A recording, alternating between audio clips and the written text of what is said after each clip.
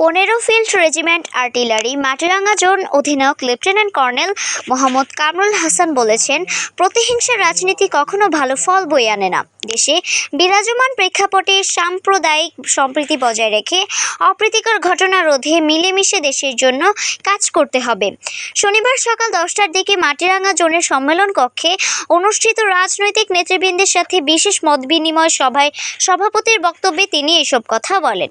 রাজনীতিতে পার্বত্য চট্টগ্রামে সেনাবাহিনীর বড় অবদান রয়েছে উল্লেখ করে জোন অধিনায়ক আরও বলেন, আপনাদের কর্মকাণ্ডে আঞ্চলিক দল যেন প্রশ্রয় না পায়। দেশের শান্তি শৃঙ্খলা রক্ষায় সেনাবাহিনীকে সহযোগিতা এবং দেশ পরিচালনায় অনিয়ম, দুর্নীতি ও দলীয়করণ রোধে সরকারকে সহযোগিতা করার আহ্বান জানান তিনি। আওয়ামী লীগ শাসনামলে বিএনপির নেতাকর্মীদের উপর নির্যাতনের চিত্র তুলে ধরে বিএনপি নেতারা বলেন, 16 বছর যাবৎ মিথ্যা মামলায় জর্জরিত। নির্যাতনে ঘরবাড়িতে থাকতে পারেনি নেতাকর্মীরা। আওয়ামী দুঃশাসনের দুর্বিষহ জীবনযাপনের বর্ণনা করতে গিয়ে আবেগ আপ্লুত হয়ে কান্নায় ভেঙে পড়েন অনেকেই।